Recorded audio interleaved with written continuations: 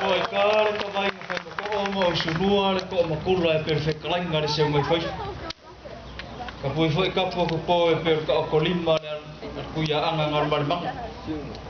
Pa pe ai. Le pa ye le foi ma pu ko per ku ya mangongo maki e ki sa wala nga foi le ngalu fuli fa. Ya e fuli ki e fo le ngom. Pa ia mau sa mau fai nga. Ale o sa kalang.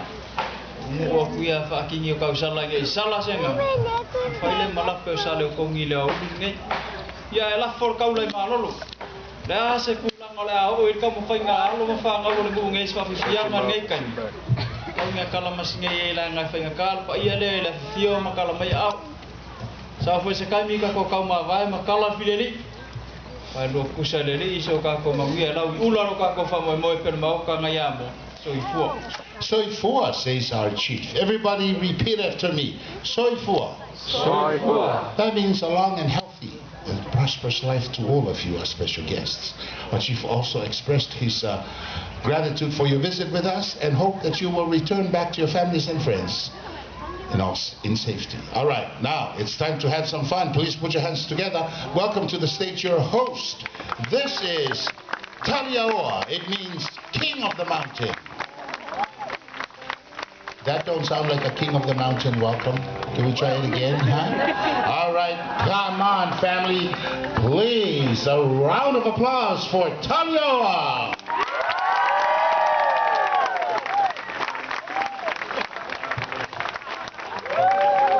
Laugh until I smile.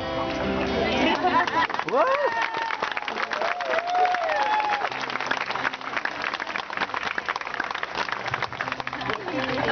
My friends, once again talofa and welcome to the islands of Samoa.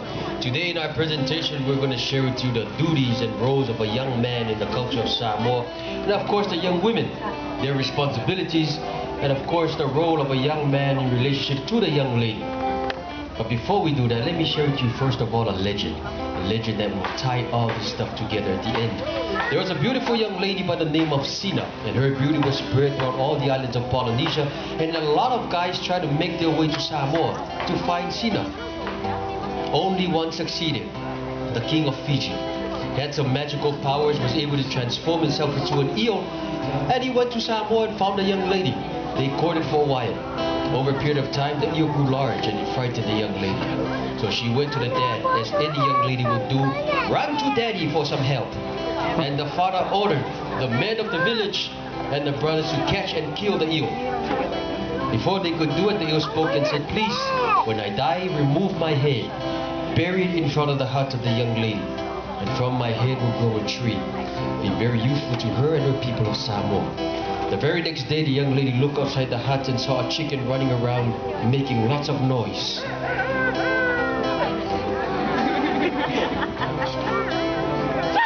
Sounds like a hungry chicken. And she saw a tree right where the chicken stopped. What is this tree? Thank you to the two of you. How about the rest of you? What is this? Coconut. Thank you. Coconut. When it starts to grow, it looks like this. Into full-size coconut trees. The tree of life, what we call La Auleola. The roots for medicine, the trunk, take a look at the huts. The poles for the huts, trunk of the coconut tree. To work out, the trunk of the coconut tree. You don't have to pay gym membership monthly. This is free. And when you're tired, use it as a stool so you can sit down, take a load off, and think to yourself, why did I just do that? So that's the trunk of the coconut tree. Let's make our way to the top, the leaves. Coconut leaves are used to make a lot of stuff. Our chief is weaving a basket. In a couple of minutes you'll be done, we share that basket with you. We weave headbands, fish, birds, hats, fans, a lot of stuff woven from coconut leaves. Oh yes, but I want you to focus on this leaf. You strip the leaf off. You can use this to make skirts. This part, you clean it, becomes a toothpick. Bite on the tip. Q-tip. Clean the tip. Gold digger. Bunch a lot of these together, we make brooms for cleaning. We have the salulima for inside of the house. Saluku with the handle outside. Both are used to discipline your kids. When they don't listen, they talk back, they lie to you. He doesn't lie anymore. So those are some of the uses of the brooms. Young man goes home and he cooks. No stores to buy food, he goes fishing. He goes hunting, he goes to the farm, he plant crops, harvest crops, and he has to take it home. That is the importance of the basket. Make a basket so you can transport the stuff to the kitchen that you're going to use for cooking. If you're making an oven, rocks for cooking, firewood. You have food like green bananas, taro, tapioca, breadfruit. Also for safety, in case somebody try to come and steal your food, use the rock and rock them. Transporting coconuts, you don't have to put them in baskets. The fibers are strong. You can tie them together and you can carry it and walk for miles and miles. And you can only see young men do this stuff. Women don't do this. It's a man's responsibility because of the love and respect the young man has for the sister and the mom is why we do this. Oh yes, as a young man, your main responsibility, besides all this other stuff, is to make sure the sister is taken care of. Make sure she is safe at all times. Because women, you do a lot of stuff. You look at our huts, the thatching for the roofs, the blinds, inside decoration, cleaning in and out of the house, watching the kids. That's a lot of work. I bet you no man here can sit for 2 hours and watch the kids so the wife can sleep or take a nap. That's a lot of work. Women make our clothing as well before materials came to the islands from barks and leaves of trees. The ikonga, made from the leaves of the bandanas tree. Our form of money that we used to barter with back in the days. Of course, decorated with beautiful feathers, different birds of the islands. This young lady right here models for you the siapo, the tapa cloth made from the bark of the paper mulberry plants. So much work, time consuming, lots of patience required, and women have such patience. How about a hand for the hardworking ladies? Now when we cook in Samoa, go back to the kitchen, we cook and use a lot of coconut milk to season and flavor the food. Coconut milk comes from a ripe coconuts. Ones on the trees, still young. This is ripe, you can tell by the color. It's brown. It's beautiful. Like me. Some of you, not ripe yet. Husk your coconuts. Ouch. All you need is a stick, you sharpen one side, make sure it doesn't move. We call this melei. And you follow 2 steps. First, peel the coconuts.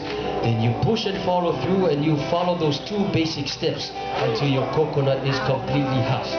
And when you are done, you save the husk, especially the young ones, the green husk. You save those and you put them in baskets. And then we take it to the ocean and we bury it there for a couple of weeks. We bring it home, pound it, clean it, separate it, and we make what we call makofi. Everybody say makofi. Makofi. Makofi. Makofi. This can be used for a lot of stuff. Like individual fibers, you can use it to floss your teeth. You need hair extension, hair replacement, hair implants. That's later.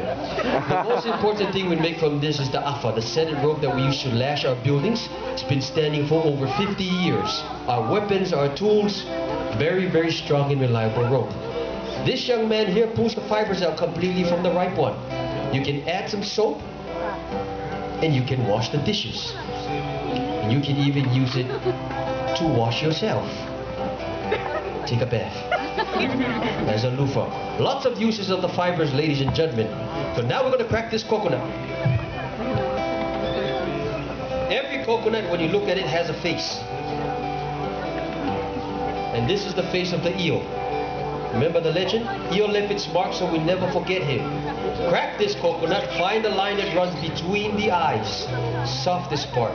Get something heavy or hard, hit it across that line, 2 pieces. And you can use anything. We use our head.